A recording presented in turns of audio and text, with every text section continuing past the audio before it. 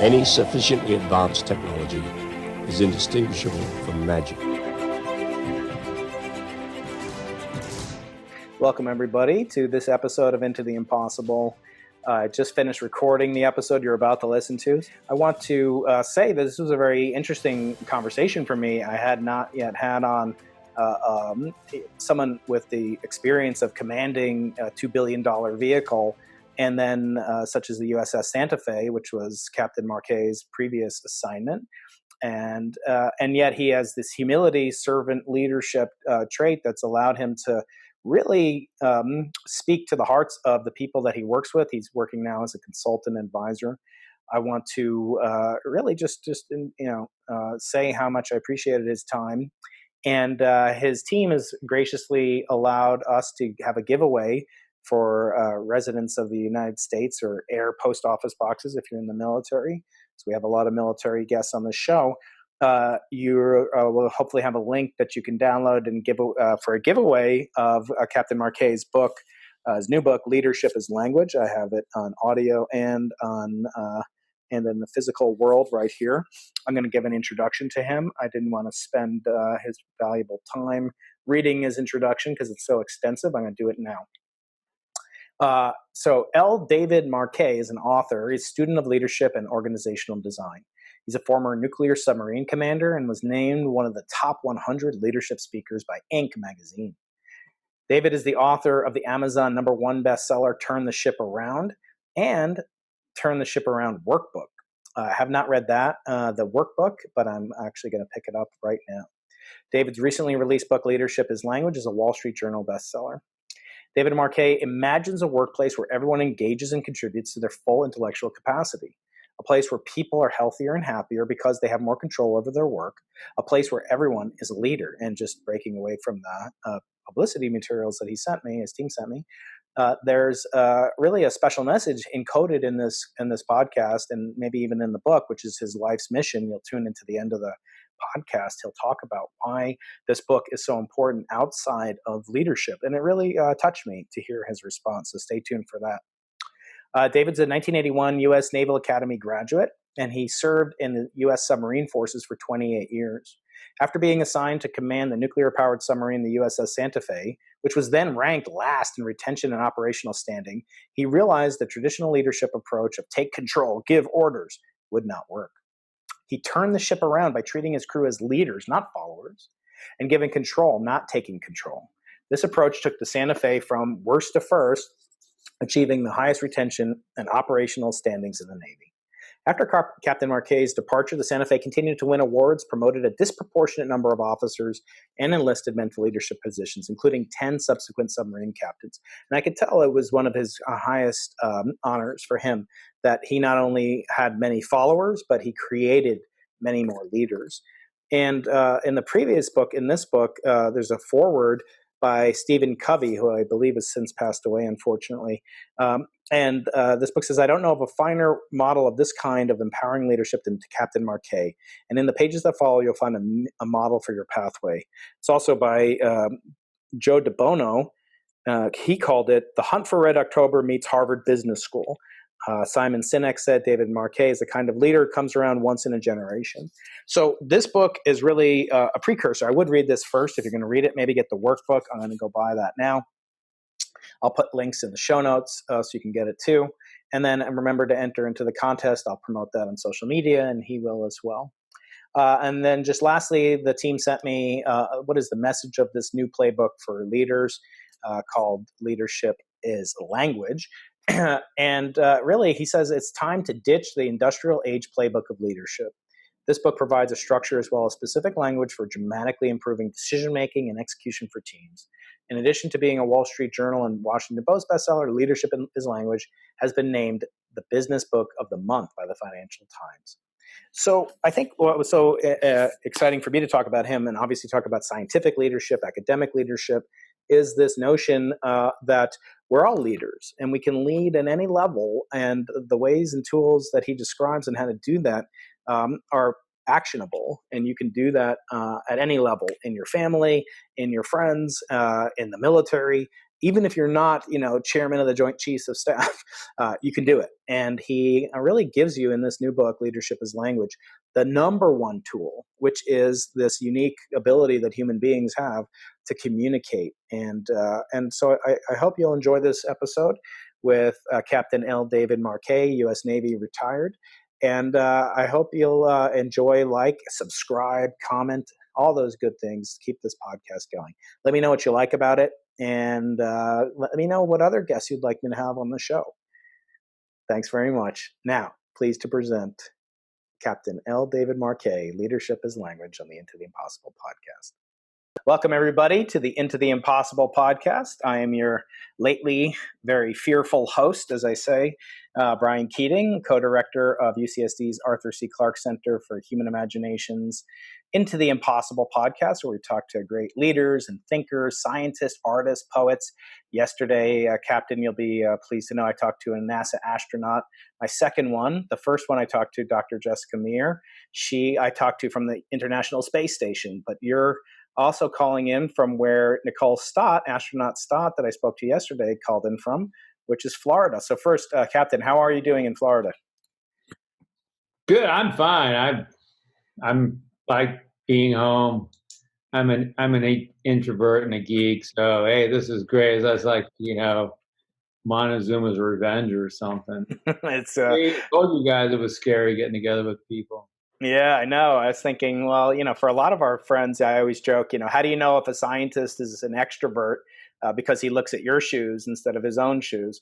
And I like to be with my fellow geeks and nerds, especially one such as yourself, who's taught me so much. You didn't know this, but I read the previous book, Turn the Ship Around, and just devoured this book called Leadership as Language. Reportedly, I think I heard that you were going to call this the 5 love languages of leadership, but maybe that's not true. We had a lot of titles. Yeah, so I always ask my guests, actually, let's segue right into that. The advice is never judge a book by its cover, but I always judge all books by their cover because I'm just human, right? So how'd you come up with the title actually for this book, your most recent book? But let's actually start with Turn the Ship Around and the cover design. Turn the Ship Around was easy. It was, this was like 5 years before I wrote it. I was still in the Navy. I was doing, anyway, I was talking to various people. I had a job at one point where I was a liaison up in Manhattan to business groups, and that was really interesting because I got to meet all these business people and financial people, hedge fund people, whatever. Anyway, so I'm telling them kind of my story, my thoughts, what's going on, and one guy just blurts out to me, he said, "Oh yeah, I'll give you the title of your book, Turn the Ship Around." And as soon as he said that, I said, yeah, that's it. And then, of course, you have the scene in Star Wars where Leia's coming back, and they say, turn the ship around, and they got to come back to pick up Luke. He's dangling from that thing. And so if you type in Turn the Ship Around, you'll either get my book or you'll get a scene from Star Wars. Oh, we love it here, and our Arthur C. Clarke would be proud to hear that. And right. Then Leadership as Language, subtitle, The Hidden Power of What You Say and What You Don't. And I think I understand the symbolism of the colors, but can you talk us through the title and what it means to you? So at one point I want to call it the new playbook for leadership, or have the subtitle be a playbook, because here's the way I think about it. As I went through my leadership stuff, it's all about how you interact with people. Leadership's always about other people. So, and how do you do that? We do it through language. So if you're a painter, you use paint. If you're a bricklayer, you use bricks and mortar. If you're a leader, you use words. And it always seemed to me like 99% of leadership programs got shy of saying the actual words. We would say things like, well, you need to communicate more. You need to care of your people. You need to blah, blah, blah. Like, well, what do you actually, what do you say? How do you make that happen? You need to empower your people. And so for me, I started making this big list of don't say this, say that. So for example, when you ask a question, someone comes up to you and says, I think that's a bad idea. And your reaction is, no, let me explain. let me tell you, or you might say, if you're enlightened, feeling enlightened that day, well, why do you think that? Anyway, none of these I don't think are very good responses. What you want to be is curious, not compelling. So, and even if you said, "Are you sure?" That's still not that helpful because the response still doesn't tell you a whole lot. I would argue, yes, I'm sure. Well, what does that even mean? If it's about the future, you can't be sure. You and I are physicists, so we know everything is probabilistic. In the future, anyway, maybe even in the past, but we'll let that be. Anyway, so I would say, well, don't say, "Are you sure?" Ask, "How sure are you?" Don't ask, "Is it safe?" Ask, "How safe is it?" And so I kept starting this big list, and it turns out there's a underlying pattern to all these different things that we say, and the pattern is they're structured from an industrial age era with the two objectives. One is to reduce variability, collapse variability and uncertainty as soon as possible, which often means prematurely. And two, there's a coercive nature because the industrial age organization was designed so that one group of people made decisions and a different group of people had to implement the decisions that were determined by the first group of people. And it looks like this. This is your industrial age factory. You have all these people. These are people doing what they're told. And this one person over here, the foreman, is the person who's telling people what to do. So the point is, in that model, it's coercive. We don't say it. We use, it's motivational, it's inspirational, it's whatever. But it's fundamentally about getting someone else to do something you decided they needed to do. And it hit me like a light, like just a ton of bricks. Like, that's the model. It doesn't have to be that way. We can let the people who are doing the work make decisions about the work. How do we do that? We know it's better. And it came out through language. And so what I think is, my hypothesis is that our language is an industrial age language. And you can do everything you want to claim to be in an enlightened workplace and an enlightened leader, but unless you actually change the words you say. Now, this is the easiest and the hardest thing to do. You don't need software. You don't need to change laws of physics, but you have to change your habits. And there's so many people, myself included, that you're stuck in the patterns. There's some people, for example, who like to say the word right. So right, and then right, and right. No, wrong. Why do we have to? First of all, why are we saying right? It's a coercion. It's a micro coercion, to piggyback on another genre. It's a micro coercion because it's just saying, if you don't think this is right, you're the odd person out. And I just make it a little harder for people to disagree. Yeah. The structure of meetings where we talk about something and then we vote is inherently coercive because the conversation makes it harder for the outliers to speak up. We want it to be, because I'm not really, truly, honestly interested in a real conversation. So I say, hey, we should launch 737 MAX software, right? I mean, we've done a lot of testing. Testing all come out. I mean, you told me, yeah, Tesla, blah, blah, blah, blah. It's very important. Airbus is getting ahead of us. We're ready to go, right? Yeah. Mm-hmm. Yeah, what do you guys think? No. So it's all upside down. It's the culture, yeah. I usually don't push. It's the words. It's the words, not right. The words, but I'm saying, we're stuck in this culture from culture. Yes. But it all starts with the words that you say. Yeah.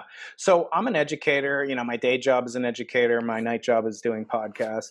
But and I usually don't push back against my guests that I'm very honored to have so early in the conversation. But I'm going to push back a little bit. So I'm an educator, and the educational system in America and throughout the Western world, I don't know so much about other parts of the world, is still this industrial, even pre-industrial model where you're training people to be in that factory setup, just like you displayed on your virtual background a couple of minutes ago. And that language is also extremely important. You can't teach somebody if you don't have sort of a notion of, I don't want to say love, but I feel like you have to have a certain amount of affection. The Maslow's hierarchy, you talk about this before, But you have to have physical safety. You have to have some kind of emotional connection. You can't say like, you're gonna. I mean, your drill sergeants or whatever you have equivalent in the Navy, same thing. I don't think that's the most important language to communicate teaching in a way that's going to penetrate into the soul of the receiver. And I guess my pushback to you is, if the educational system, which every leader had to go through the educational system, and if that hasn't changed in 250 plus years, why are you optimistic that we can change a higher order meta skill like leadership based on language if we can't even get the preceding amount of education changed in the way that we use language as educators? Well, I don't think you're pushing back. I didn't say I was optimistic. Okay. All right, fine. Yeah. It's going to change. And first of all, I totally agree with you. It's a lot of these things are not obvious. If you're picturing the drill sergeant, that's the wrong picture. Like, that's obvious coercion, and it's played for a certain reason. Well, these are things that we say not meaning to be this way, but are patterns of speech. So if I ask you, well, I consult a bunch of big companies, and they run a meeting and they make a decision. I said, well, why did you run the meeting that way? Why did you discuss it and then vote? And why was the vote like a binary Roman vote? Why didn't you ask a probabilistic vote? And why didn't you ask the vote at the beginning? No one, I don't know. It's just the way we do it. No one's thinking. They're just unthinkingly repeating the same thing. And so if you go back so we're unthinkingly repeating stuff from 100 years ago, because all the way in between, no one ever stood up and said, this is not helping my cause. So first of all, yeah, the education system is part of it. Things are changing. I mean, there are spotlights, and we know companies, and they're changing, but it always starts with you, and we always have awkward conversations with leadership. They're like, oh, we want you to come in and fix our people, teach them to speak up, teach them to think creatively. I'm pretty sure they're already thinking creatively. They're just keeping their heads, kind of a thing. Yeah. I was like, okay, well, let's start with you guys. No, we're fine. I ordered them to speak up. It's not me. Like, okay, got it. Click. Anyway. So yeah. So it's going to be hard, but what's going to happen is the companies that don't operate this way are eventually going to go out of business. You can make a lot of money for a long time, but eventually it's all going to collapse because the leader is going to leave.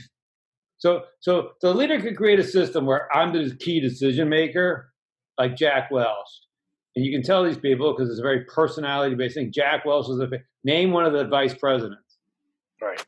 Can't do it. Yeah, because we never heard about them. Jack Welch never talked about them. He only talked about himself. Yep. And so then we put our covers on the pictures, our picture on the cover of our books, and then the thing falls apart. A, after he leaves, or B, because the things are in place. So it's not replicated. Now, Apple with Steve Jobs is kind of an interesting and different story. I think, I never met him, but I read the different biographies on him. They kind of paint a pretty brutal picture, but there's something going on there, because they're still doing very, very, obviously very well, which wouldn't be the case if they're all, if it was Steve Jobs, if he was the guy. Yeah, I mean, that might owe itself also the different culture in Silicon Valley, as you talk about in the book, towards the end of the book. When leaders are fearful of granting authority and even the communications delegation to younger people in particular, you make this point, they do themselves a disservice, because it might be that a younger person, he or she might not be as senior as the leaders, quote unquote. And this holds for experiments. This holds for department chairs in academia, which I want to get to. But actually, they're doing themselves a disservice by creating this sort of cult of personality. As you say, it dies with them. And you give the point of Gordon Moore and also Andy Grove and talking about, they would do these kinds of exercises where they'd ask themselves, and what we call as physicists, a Gedanken experiment, a thought experiment. How would the company look if we suddenly disappeared? Not gruesomely, just they're gone. Maybe they got a bigger, better offer. Yeah, I wonder. Say that again. Got them to save. They saved Intel, because Intel was a memory chip maker, and they decided to go into processors, and there was a critical moment. when Gordon Moore turns to Andy Grove and says, well, what if imagine we both be fired and they brought in 2 new people to run the company, what would they do? And he's like, well, that's easy. We'd shift from memory to microprocessors. Well, that's a brilliant, why is it so easy to do that? Because I've psychologically detached myself from my previous decision. And this is one of the key things that happens in organizations. Once you make a decision, your emotion, your ego now attaches to that. Mm-hmm. And so now you are contaminated. You no longer can dispassionately evaluate that decision. And we have lots of examples in history. That's called escalation of commitment, as you probably know. So we keep pouring effort into proving that, yeah, it was right, blah, blah, blah. Yeah, doing print film. Of course, we got rich making print film. We're going to keep doing print film. Print film is the future, even though it's not. Everyone else knows it. We might even know it, but we can't just, because we were the people who did print film. Yeah. What's interesting to me are the counterexamples. I mean, there's just a few, but you look at Microsoft, and they basically put no energy into the web. They kind of thought it was a passing fancy, and they're one of the few, to Kodak, versus Instagram or something like that were nimble, because I think they had a vision of themselves with a leadership mindset. And again, I mean, Bill Gates was at least for a long time the real focal point of that organization, and so it is sort of surprising. A, they've done better maybe since he's left in some ways, and B, that they were surviving these huge strategic mistakes, not just the tactical mistakes. And we'll get into the El Faro. But since we already started down this road, when I mentioned just before we started recording, I'm a pilot, and just a hobby pilot. Hopefully, I am in training to get my CFI, my Certified Flight Instructor certificates. I'm a commercial pilot. I'm going to try to become a flight instructor, mainly so I could teach my kids someday how to fly little Cessnas around. But we're taught very early on, and it's actually funny to me, Captain, you'll be amused. In the whole Federal Register of Documents, I believe that there's only one place where they talk about, someone's emotions and their feelings and Maslow's hierarchy of needs. And it's an FAA federal document on how to be a flight instructor. And it talks about like the need for love and the need for safety. I just think it's funny. Like you wouldn't find this in the IRS, handbook for auditors. Here's how you have to make your auditee feel loved and welcome. But anyway, in this, yeah, we're taught that the most dangerous words we can say is, Captain, I'm going to see you at the airport at 5:03 p.m. Exactly on Sunday afternoon.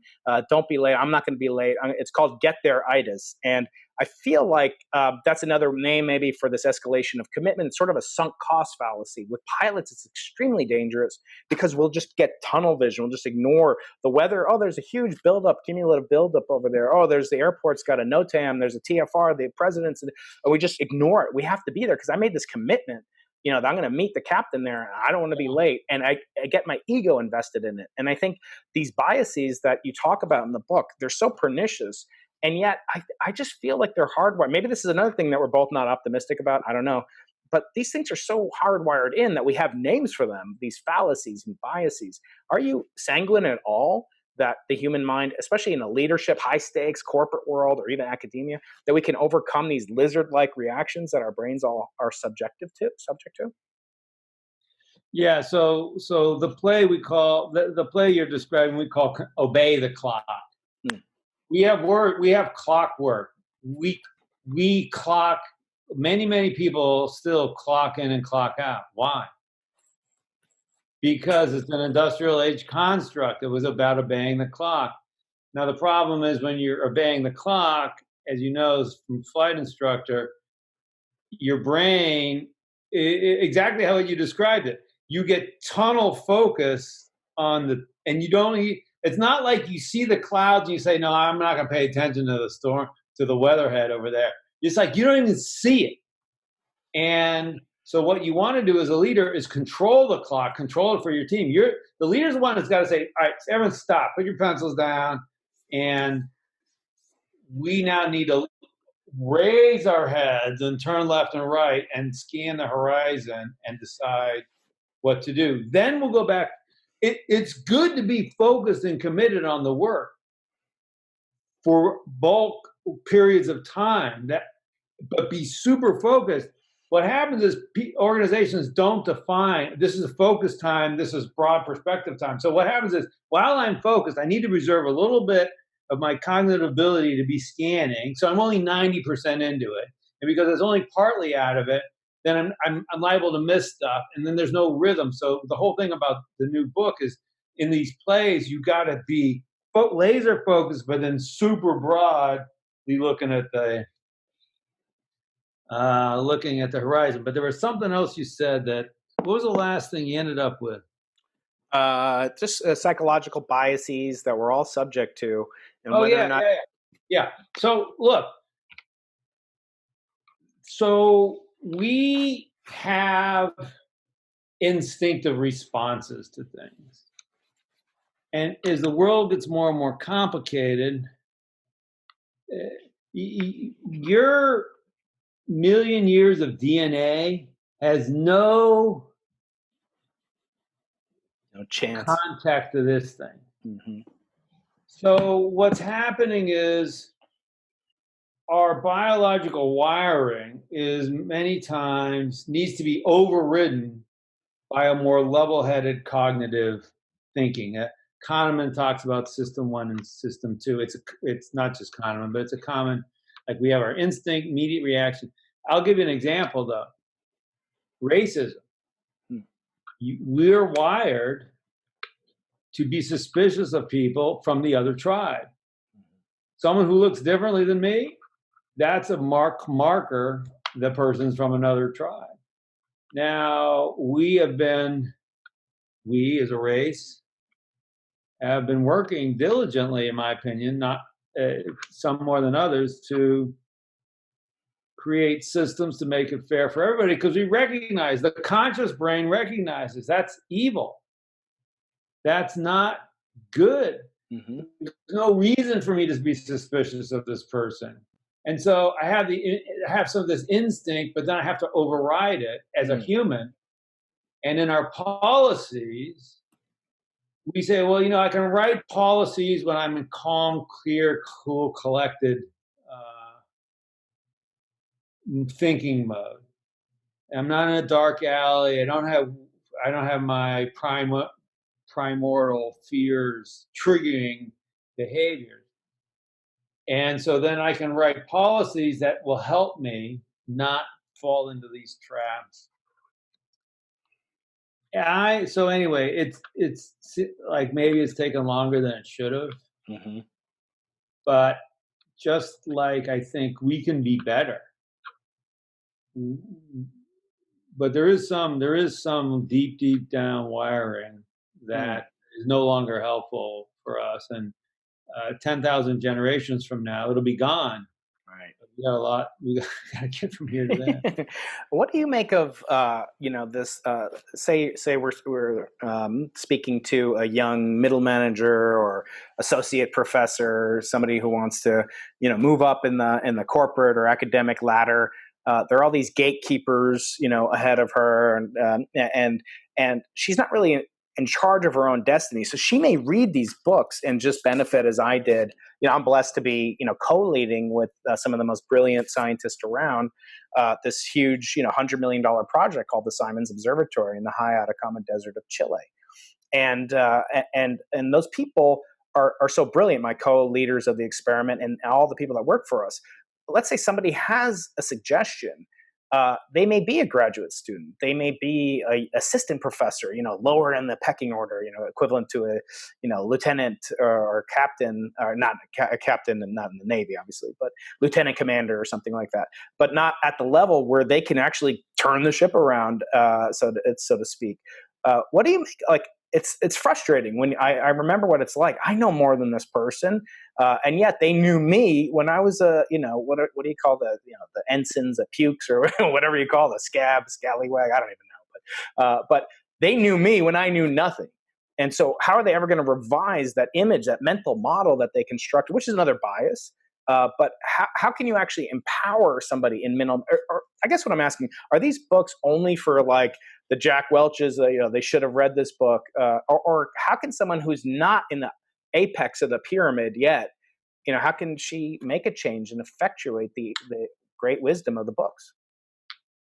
Well, you influence in your family, you influence in your division, or if you don't, in your department, if you're not a department head in your division, if you're not in your squad, if you're just a team member, you can influence in a positive way the people to the left and the right of you, and you can maybe even influence upward. You can find there are things in this book that I think will help you be heard. The problem is people just try and have influence, and they skip the earn the. So it's always a two-step: earn the right to be heard, then have influence. And people say, well, that's going to take time. It's going to be annoying.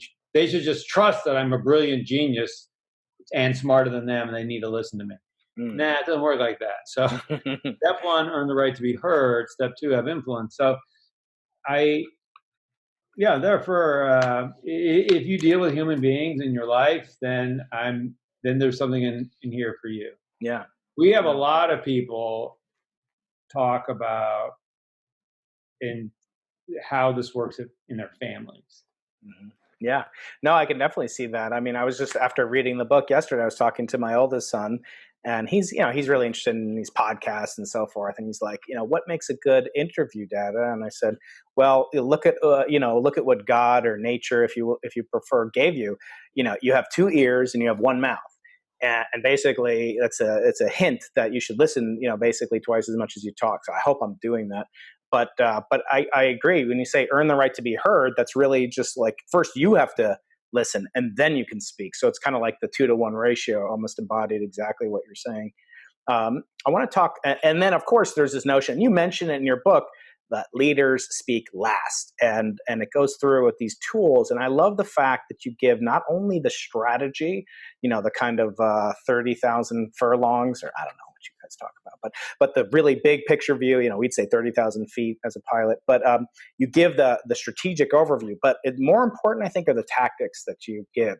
So I thought we could go through just one quick one. You talk about the cards, and I'll have a link to some exercises that my listeners can apply so that they can viscerally feel that. But talk about the fist to five, because I want to use that to riff on something that I came up with that has to do with, of all things, the second law of thermodynamics after this. But talk about fist to five, how you came up with it, or how you apply it, and how it benefits leadership as well.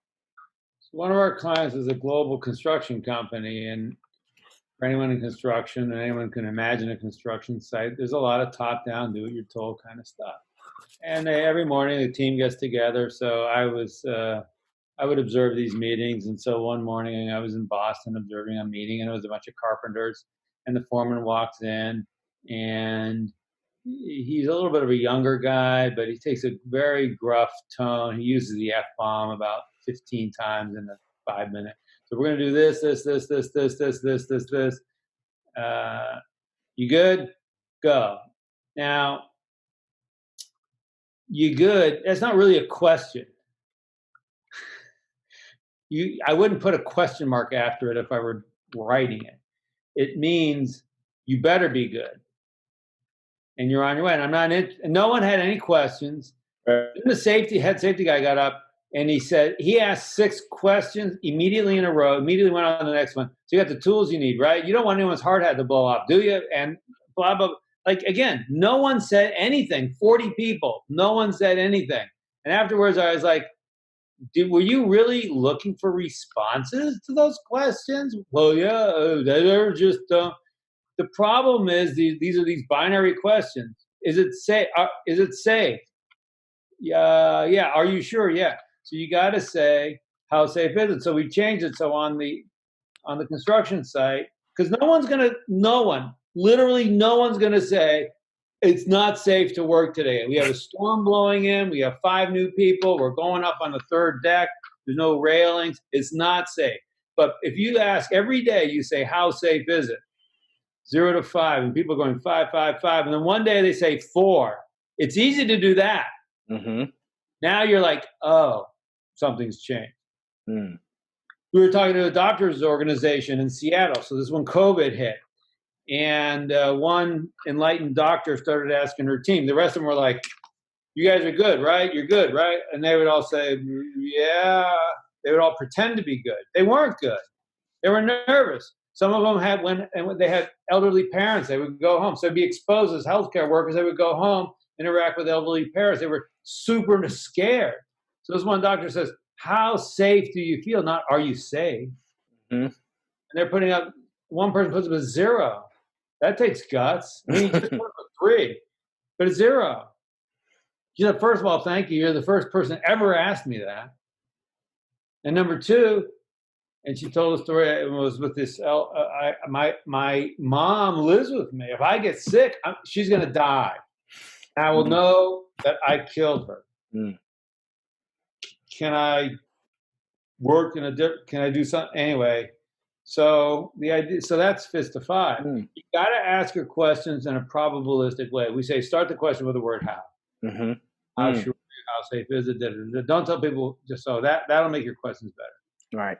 Yeah, I was thinking about that. When you go to a restaurant and you ask the server, what's your favorite dish? Well, you're just getting, a sample of one. But if you say, what's the most popular dish? Then you're getting a sample of every person that server has interacted with. Now, it's not as high a stakes as dealing with COVID or dealing with the ship. The other thing that really inspired me to think about is I've heard it asked, on a scale of 1 to 10, almost everybody will say 7, no matter what it is, because 7's safe, 7's cozy, it's not too far away from 10, so you're not insulting somebody, and it's not so far away from 5 that, 5 is almost awful out of a 10.6. So you basically say, on a scale of, 1 to 10, but you can't pick 7, what would you assign the probability? Exactly as you're saying. And I think those kinds of exercises are extremely valuable because a lot of times, you don't want to stick your neck up. Those are the people that get shot. Speaking of fingers and your hand, I wanted to just remind you, because you had training in physics, that the second law of thermodynamics states that entropy is always increasing, and the reason for that, your coffee will very often stay mixed up with the cream, but it'll almost never separate into a state of pure cream and pure coffee because there's only one such state, whereas there's an infinite number of combinations of multiple states. And I like to take people through an exercise, how many pairs of interactions, can you have in an organization with n elements in it? So if there's a sub has 80 people on it, Captain, something like that? 140. 140. So how many pairs of interactions are there? Well, it's easier to start with your fist, start with your hand. So if you have 5 people on the submarine, how many combinations are there? Well, this guy can pair up with this one, this one, this one, and this one. And so you go through it, and it's 4 plus 3 plus 2 plus 1 different combinations. So there's 10 combinations. And actually, the pairs of contacts scale as the square of the number. So it made me think when I was reading, and that's kind of like the entropy of leadership. Like is it more, and at least in my opinion, the organization is actually built up of pairs of networks, and then the network as a whole, can be influenced by any one pair, but it doesn't have the influence of the n squared. And so you kind of cost benefit win as the number. It's n squared divided by n. But I wonder, in this regime, is it more important as a leader to work on those like interpersonal? I've heard it said, Lincoln was such a great, Jim Simons, who's the patron of our experiment, the Simons Observatory, he says Lincoln's his favorite leader of all time, even human being of all time, because he would go out and he would mix with the troops. He would create those bonding pairs that I just talked about. What single trait, besides, in addition to language perhaps, or maybe in the context of language when you're talking, is the most important trait or tactic or skill to use in order to be a successful leader? Well, I'm guessing Lincoln's relationship with Grant was more important than his relationship with a common soldier, but those interactions are important because when they aggregate, that soldier will talk to other soldiers, and Lincoln may learn something that he wouldn't have learned if he only is talking to Grant and Halleck and the rest of the Union leaders. So I think the thing I just keep going back to is why did you say it that way? Why did you use those words? 99% of the time, people shrug their shoulders. So really in-depth listening, deep listening, and deliberate speaking. If you're going to speak, just decide how you're going to say, what is the question you're going to ask and how are you going to ask it? Mm. So, Captain, I know we just have a few more minutes. If you'll indulge me, I have some questions for my audience. So, one member of my audience is a practicing Jew, and one of the worst offenses that a person can commit in Judaism is what's called lashon hora, which means literally an evil tongue. And there's a parable said that when a rabbi was disparaged in the ancient, not ancient, but in the shtetls of Eastern Europe in the 1800s, and somebody told some gossip about this rabbi, and then the rabbi found out about it. His reputation was ruined, and as a leader in the community, and he asked the congregant or whoever it was to go see him when the congregant decided he wanted to apologize to the rabbi. So the rabbi said, you can apologize to me and make amends very easily. And the oh, thank you so much. I feel so bad. How do I do it, Rabbi? The rabbi said, get a pillow, a feather pillow, and cut it open. And then and the guy said, okay, that's kind of weird. But he cut it open, and then he said, shake it out. And he shook it out, and the feathers started flying around. And he said, now go gather up all the feathers. And and that's how you'll make amends to me. Basically, that it's impossible. So a question that this listener has is, let's say you make a mistake and you fail. You failed as a leader in some sense. It may not be you went into the eye of a hurricane like the El Faro did, but nevertheless you failed. And at some level, as a leader, as a follower, somebody in the community, in the organization, how do you go about rectifying that? The language, Martin Luther King said, words that come from the heart enter the heart. How can we undo or make amends the mea culpa side of things as leaders, saving face? It's is it possible, or do you just have to just soldier on, or sailor on? Again, I keep failing at my naval analogies, but can you help our listener kind of deal with like failure and letting your team down, and then but wanting to have a teachable lesson from that experience? Well, you can't undo anything. Mm-hmm. That's obvious. It's happened. Mm-hmm. You can try and have justice or make amends, but it's unless you have some power to go back in time that I don't know about. I'm working on it in the lab. I'm not allowed to talk about that Yeah, yet. you're not going to undo DARPA's not letting me. You're not going to undo anything. Look, if you get to the end of the day and you don't in your head think, oh, I could have made this better. I could have had this, and I could have asked this better. I could have been more empowering here. I could have trusted a little bit more here. Like if you don't have like 10 of those at the end of the day, I think you're just walking through life clueless. Mm. If you don't think every day, now I'm not saying like I made a decision, launch the Columbia shuttle and people died.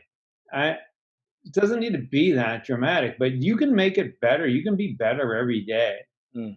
You just move on. Sometimes you don't need to apologize. Just move forward. Be better. I made a public commitment to my team to be a better leader, to not tell them what my thing was. Don't give any orders. Mm. If I tell you guys what to do, I want you guys to call me out on that. I want you to yellow card me. We had referee card. We had these little referee cards. We went through a lot of them. Yeah, and so you're going to get feedback, but hiding it, no. Mm-hmm.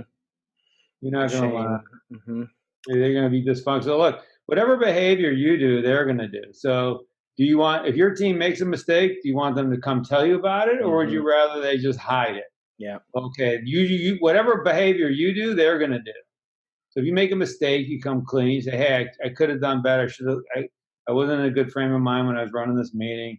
I didn't really do a very good job listening, in my opinion. It was brought up to me, or maybe you just self-reflected on it." Then isn't that what you would want your people to do? Yeah. As leaders, we have this arrogant asymmetry in our perspectives. Well, I'm going to be like this, but you have to be like that. Right. Different standards, shifting zeitgeist for the followers versus the leader. But I don't know a single leader who wasn't a follower. And I don't know a single leader who never failed at something. If you even look at, how many baseball teams win the World Series every single year for all eternity? No one. So, succeeding and dealing with that. It brings up another question for me to you, if you indulge me, and then we'll get on to these final three questions. How do you deal with the letdown? I mean, you had the keys to a $2 billion vehicle. What was that like when you stepped down? I mean, I know it was also the beginning of another career for you, but what is that like emotionally? I mean, you got to the promised land. So few people in that industry, so to speak, get to there. Was it a letdown? How do you deal with it? Is it just your character? You're just like, I don't know, I'm just going to get to work the next day, start writing the book. No, I didn't write the book for 10 years because it took 10 years. The reason I wrote the book was not because we turned the worst submarine into the best and we went from the worst to the best morale. It's because 10 years later, we created more submarine commanders than any other submarine. And this is what's lost. I mean, to turn the ship around is just the hook to get you to buy it. But the real story is about creating leaders. But again, listen to the language. When you stepped down, why not when I stepped up or stepped away? But the language builds in these emotional interpretations that leaving the submarine, that was awesome. But I was on the next phase of my life, which was, in this case, I was an inspector. I stayed in the Navy for another 10 years. Wow. I was an inspector of other submarines. We moved to places of bigger scale and impact. So just the last thing I'll say on that, there's a famous rabbi in Judaism, the Lubavitcher Rebbe, the head of the Chabad movement of Judaism, and he was rumored to say, a good leader creates a massive number of followers, but a great leader creates a massive number of leaders. And I think that's sort of in harmony with the message of turn the ship around.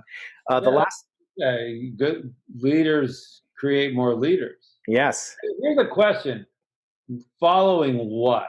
Because it makes a big difference. Take that as a thought experiment. Yeah, another Gedanken experiment. Okay, I was just about to call you Rabbi, but that's another honorific, Captain. Captain Marquet. Let me just finish up with the questions that I ask of all my guests, if you'll indulge me for a couple more minutes. First one has to do with a concept that we call an ethical will. And you may know that Alfred Nobel had a will that endowed the famous Nobel Prizes.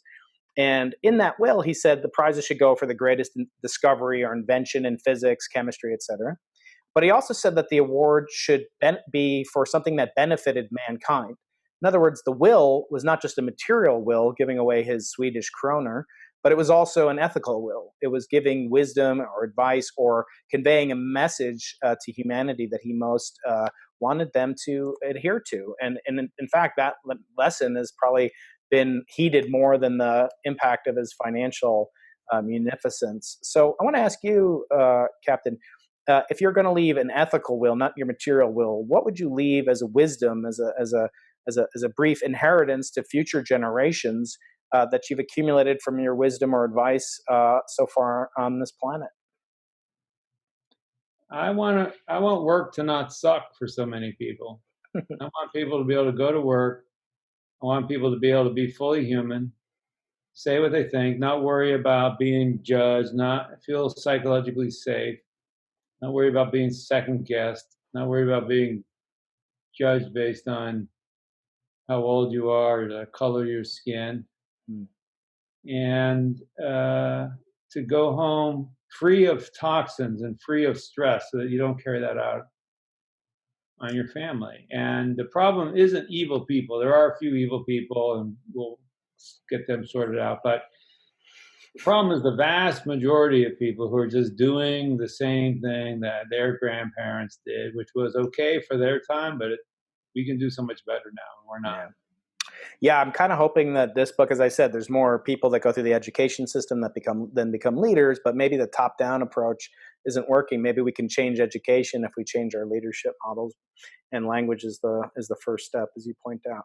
Second question, Captain, revolves around Arthur C. Clarke's famous 2001: A Space Odyssey, his book turned into a movie, Stanley Kubrick, where the movie features an opening, really, canonical scene of all time. These monoliths, these giant structures that are, really meant to be discovered by humankind, placed there by an ancient, unseen civilization as sort of a time capsule, encapsulating something objective, a material object, or what have you. I want to ask you, if you could plant a monolith on some other planet or even on Earth, it's going to last for 1 billion years. It's your billion-year time capsule. What would you put in it, on it? What would it be? Well, I don't know about other planets, but on Earth it would be think for yourself. Good enough. I think that's fantastic. And last question really revolves around the third law of Arthur C. Clarke, which was the only way to find out what is possible is to venture out a little bit beyond into the impossible. So now we're going backwards in time. We had two about future of your contributions, and then the future of perhaps the planet. Now going back in time, advice to your former self. What seemed impossible to you once and now is eminently possible because you ventured a little bit into the impossible? Me? Well, I will tell you that I grew up during the Cold War, and that just seemed like that was going to define life forever. And then it ended one day, and it was amazing. And it seemed like we'd stepped away from, we didn't have to hide under our desk and do nuclear. And that was because Reagan and Gorbachev were maybe able to step outside of their traditional roles. Gorbachev in particular, I think, deserves a huge amount of credit for that. That's not such a personal story, but no. I did definitely dedicated I went into the military because of the Soviet threat. I believed in the Constitution and our role in defending it. And I spent hours and hours and days and weeks and weeks thinking about how to defeat them if we ever had to go to war. And then all of a sudden, it was over. Well, that's actually a hopeful note to end on because, thinking about the generation of kids growing up with this anxiety, fear of, COVID, et cetera, there's going to be light at the end of the tunnel. And I think it's fitting that you discuss your patriotic commitment. I want to thank you for your service. We're hopefully going to release this episode on July 4th, befitting the great contributions that you've made to the country, not just in terms of your service and commitment to the armed forces, but also to training and inspiring the next generation of leaders and benefiting, as you say, this follow-on effect that we don't know, the butterfly effect. You help a leader at work, he or she has a better family life. You're going to multiply the mitzvot, as we say. Captain, I want to thank you so much for sharing your time. I know we went a little bit over, but I really appreciate it. Thanks, and thanks for having me on your podcast. Thanks for all the listeners out there. Thanks for what you guys do to make the world a better place. Any sufficiently advanced technology is indistinguishable from magic. If you enjoyed this episode of Into the Impossible, please subscribe, comment, share, rate, and review. For a chance to win a free copy of our most recent guest's newest book, send a screenshot of your review to info@imagine.ucsd.edu. We appreciate hearing from you and are always open to your suggestions for future episodes. For more information, go to imagination.ucsd.edu. Find us on Twitter @ImagineUCSD. Watch us on YouTube, listen on iTunes. Into the Impossible is a production of the Arthur C. Clarke Center for Human Imagination in the Division of Physical Sciences at the University of California, San Diego. Eric Veary, Director. Brian Keating, Co-Director. Patrick Coleman, Associate Director. Produced by Stuart Valco.